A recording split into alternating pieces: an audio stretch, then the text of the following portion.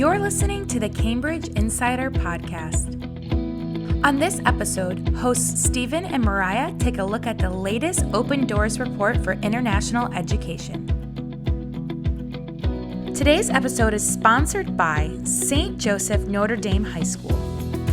Since 1881, St. Joseph's has been welcoming students, educators, and guests into their tree-lined campus in Alameda, California. They offer a timeless education in a warm, nurturing environment where students are given the tools they need to shape tomorrow. Thanks for listening. Cambridge Insider Podcast time. Hello, everybody, and welcome to another episode of the Cambridge Insider Podcast as we start to break into spring in the United States. As always, my co-host, Mariah Thompson. How are you? I'm doing good. I'm happy to see spring weather, to see March rolling around. I love a good busy springtime. So that's it, and it's a busy springtime at Cambridge Network. Yes. It feels like yesterday we were welcoming students, and now it's like spring is here, and before we blink our eyes, it'll be summer, it'll be graduation. But so many of our students doing good things out there. So follow us on all of our social media channels that we have a presence on to stay up to date. Mariah, you shared an awesome article with me, one that we reference often. Do you maybe just want to introduce that before we go into a little bit more detail? So we like to keep the latest trends up with Open Doors and IIE. And every November, they release statistics for the whole year. And we've had a busy winter and getting back into school year, students arriving. So we haven't gone over those details yet on the podcast. So we figured today we would do that. And so we looked at the articles, and I'm going to ask Stephen some questions of what pops out. What is the most usable information that we have for our advantage and what we're going to be working towards and moving towards based off of this data. So, Stephen, what are the top things that you notice from the reports that were given this year? Absolutely. And I do just want to emphasize what Mariah said. We often use that open door data and information that they give. It's a great indicator of the year that's passed, but also sort of where the international market is trending. I do also at this point want to say that we are going to be talking about international education as a whole, including graduate, postgraduate, undergraduate, high school. We see that those fields sort of stay really close to one another and reflect one another in these trends. If you do want to find more details about ones in particular, feel free to have a look at those articles. Feel free to reach out to us as well. But yeah, absolutely, a couple of things that sort of caught my attention, all of which were positive. And I think it's been a couple of years since we can really say there's a lot of positive news coming from the market as a whole. So that's really good news. I think the first thing that caught my mind is there's a great quote from the Assistant Secretary of State of the United States.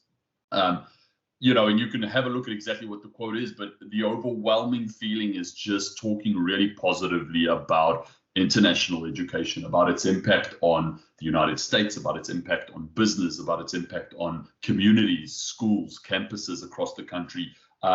So that's a positive thing. We've seen that often when the administration in the US is very welcoming of international education, a $40+ billion a year industry for the US, that we have increased numbers. We have people wanting to come to this country. So we feel that that's an important part of it. So that was the first thing that popped up into my, sort of that caught my attention. I think second to that, and it sort of mimics exactly what I said, was there was a 12% increase in the number of students, international students coming into the country. We always look for those increases, or at the very least for that number to remain the same. The fact there was a 12% overall increase really talks to the fact that we are past the pandemic. We are in a space where people are wanting to come to the US again. That's incredible news. That's where we want to be. The final part of that, and those numbers specifically that I do want to mention, is that we have, this year, or the year that they're referencing, which was the fall year, have surpassed pre-pandemic levels. So that is incredible to think, right? So we talk about 2016, 2017 as those peak years in the market overall, and they remain so. But to get to a place now in 2023, 24, where we can surpass those pre-pandemic levels, which were still thriving years for international education, I think is really, really positive. And I think everybody can take a lot of heart from that. If you are sitting on the sidelines and you are wondering, can we get involved in international education? How do we do it? Should we do it? Is the time right? The time is as good as it's been in the last 5 to 6 years right now. So I think that's really, positive to think about. Yeah, and I think one thing that I noticed as well, and it's good for us, and it's the same trend that we've been seeing for years upon years now, is that China is still the number one place that students are coming from, which is great because that's our biggest close connection is in China. So if our partners who are listening are still wondering about that, you can take a look on the report and see where students are coming from, and especially those who are our CEM partners who are investing in these areas. You can see by the data that like you're investing in the correct location.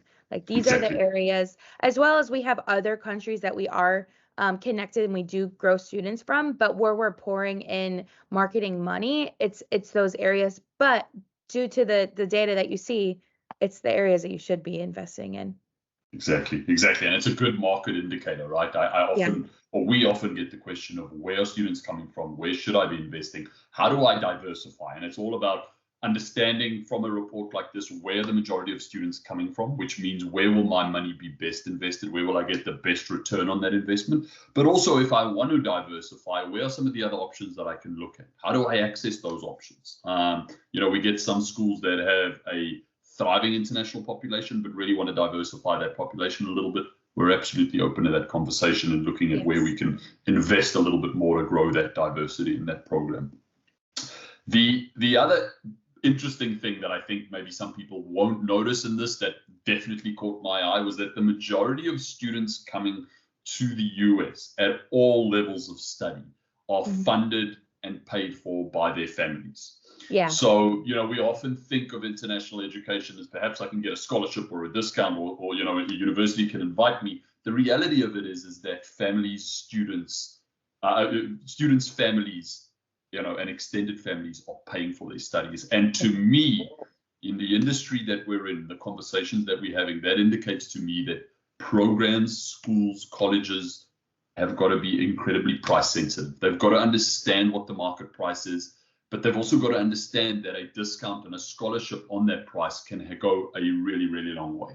We're not talking necessarily, especially in the China market anymore, about the ultra rich and wealthy that are only the ones coming to the US. We're talking about, middle class, average Chinese, Vietnamese, South Korean families that are looking for this opportunity. So considering that, thinking about where you're pricing yourself. And again, we're happy to have that conversation with you in terms of balancing out what scholarship can we offer and what value do we get from that student. So reach out to us if that is something that you want to, discuss. Yeah, I think I'm so glad that you pointed that out because I noticed that too, that the funding came from families, which is also crazy to me. So I think it's a really good thing to point out. And I think it speaks to the value of education in the US, right? People are willing to spend a lot of money. The reason for that is that we have an excellent level of education. People are drawn to come and experience the institutions and the programs that we have in this country. And I hope that our schools that listen to this, I hope that motivates them to continue improving those programs because it's a sort of flag bearer across the world. But, these students that pay a lot of money and families really deserve those excellent programs. The final thing that I did want to mention, something that we speak often about and something that's, I suppose we take it for granted sometimes, but the majority of students coming to the country are still attracted by your STEMs, your engineering, your science, your maths.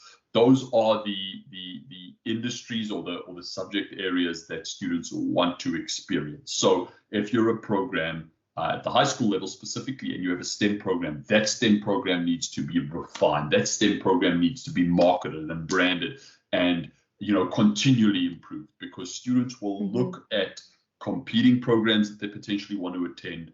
Many of them, specifically at the high school level, we sometimes think, that's not that important. Many of them that want to go on to study at a STEM, or a STEM direction, maybe at college, will want to start getting engrossed in the STEM that the US offers at the high school level. So when they're looking at schools and competing schools that want to get their enrollment, they'll be looking at, one of the things they'll be looking at is, yes, scholarships discount, but also what is the STEM program all about? What is unique about the STEM program that's going to draw me in as a student? So I hope, again, schools that are listening to this, think about that. Think about not only refining and continually improving that program, but also how am I getting, marketing that program? How are people becoming aware of the excellent program that I do offer? Yeah, and if you're listening and you're not a STEM school, take a look at the article. There are other categories that there's numbers for. So don't get discouraged, but also just think where you might pivot or want to start heading in direction based off those lists and the numbers. Absolutely. And it doesn't have to be, and this is the final thing I'll say about it, STEM in the traditional sense of this is our STEM program or our STEM department.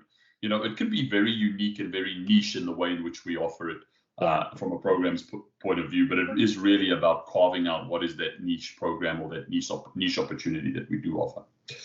Mariah, that's it from my side. I get really excited about these articles because, again, this is one that's very, very positive for the industry. Any final thoughts, comments, questions from your side? No, I don't. I think that you covered all the bases in the report. I just wanted to special shout out to all the schools that are in deep interviewing, looking at all the applications right now. Every time I talk to someone, they're like, hey, give me a minute. We're going through this. So I just want to say we feel you. We see you. We look forward to talking to you in the next few weeks as you settle down. And if you have any questions on your recruitment goals, we are here. Absolutely. It is peak enrollment season here at Cambridge Network for us and for all of our partners, which is exciting, but does come with a lot of hard work. To all of our listeners, we appreciate you tuning in as always. We'll catch you around the next episode of the Cambridge Insider Podcast. Bye-bye, everybody.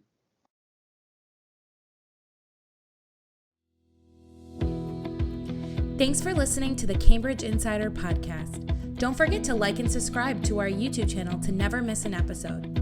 For more Cambridge updates, follow us on Facebook, Instagram, and LinkedIn. Have a great week and stay connected.